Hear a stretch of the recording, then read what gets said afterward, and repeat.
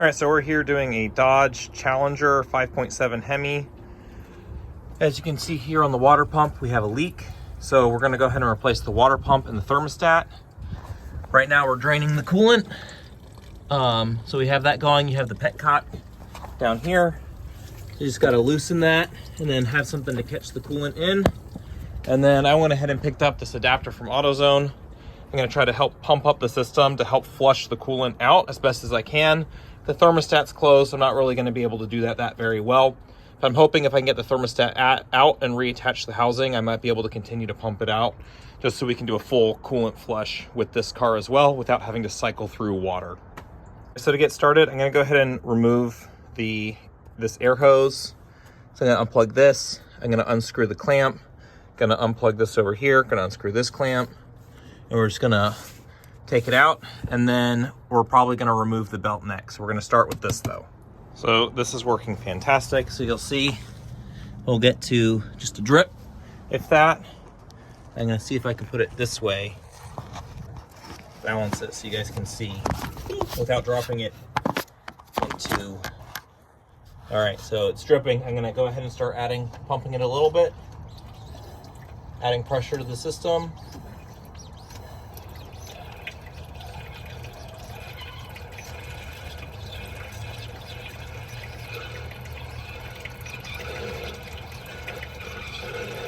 And you can see that we're getting more coolant out. I released the pressure there. So that's definitely helping me drain it.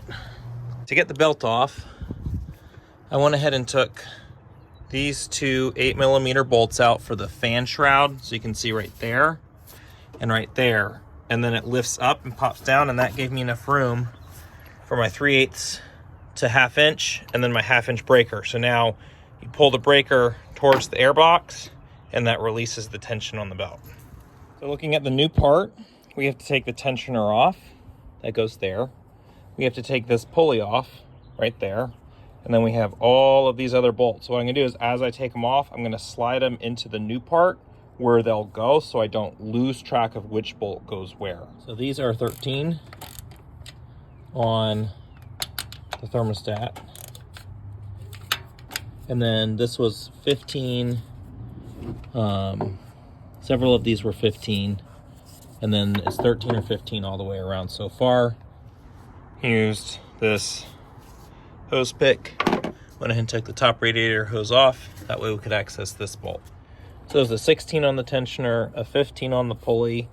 I think we're good to just start backing all the bolts off. I broke all the ones that I was able to reach. So we're gonna start backing all the ones off, which will hopefully give us room to clear off the other ones. Last bolt. Need to crack it.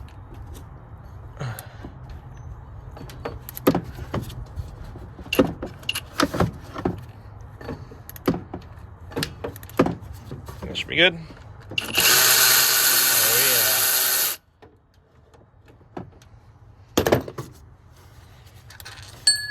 Here it is. As you can see, we have everything off.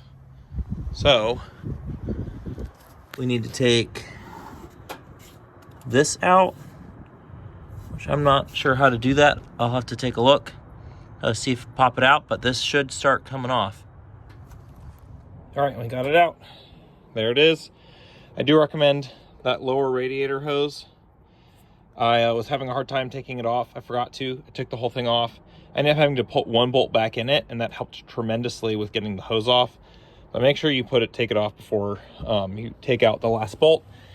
We got to clean up the gasket area, and then we're going to go ahead and we got to take this off. Or no, we don't. It came with a new one. But we're going to go ahead and clean up the gasket area and then put in the new one. All right, so I've been scraping away at this gasket, making sure we're going to remove as much of it without scratching the surface as possible. And then I also have some brake clean. I already did it, but you want to do, you can't, whoop. I lost my hose. Ah!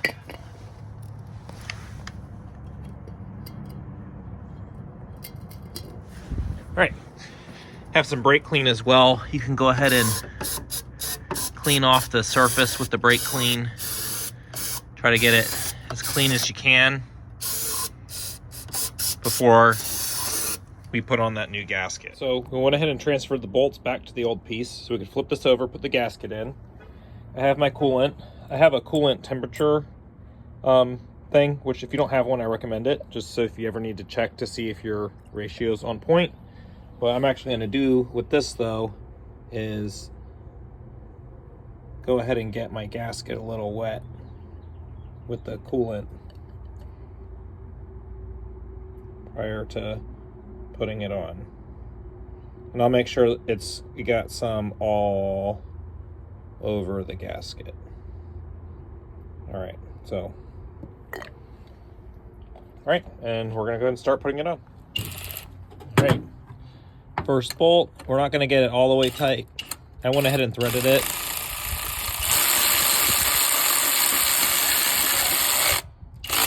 Just tight enough. And then we're gonna star pattern it as best as we can as we put the rest of the bolts on. So I mentioned a star pattern. So I did the top bolt there, then I did the bottom bolt there, then I did the bolt over here. So boom, boom, boom. Now I'm gonna do this bolt, and then we're probably gonna come over here and do this bolt, and then we'll probably just do all of them. So I got them nice and snug, but not enough where I couldn't thread them in by hand. And so we're gonna do that with all of them, and then we're gonna start tightening them down as well in a star pattern. And we just got our thermostat back on. We're gonna put the hose on, and then we have just our tensioner and our pulleys left.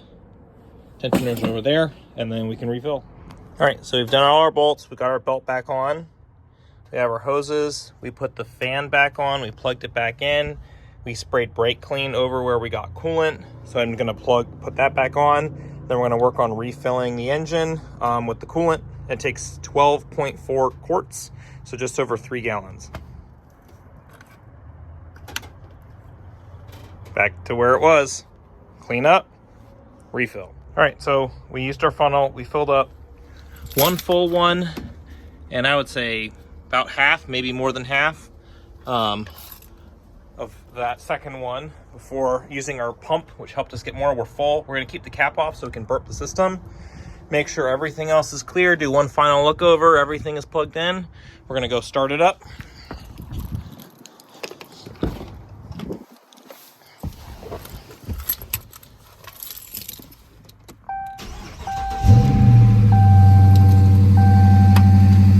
There we go. All right, so the engine's running. We have our belt spinning.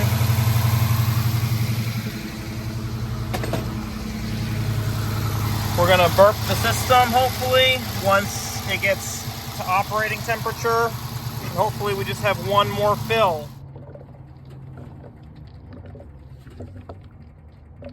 Burping the system, and then it'll cool down a bit.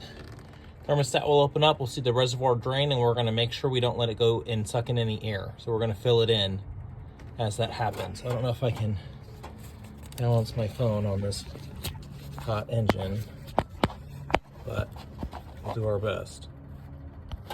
I'm gonna maybe get a tool to help hold it. You guys can see. There we go. All right.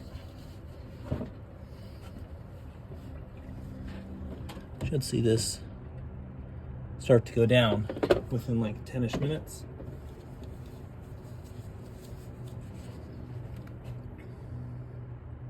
Maybe a little quicker than that.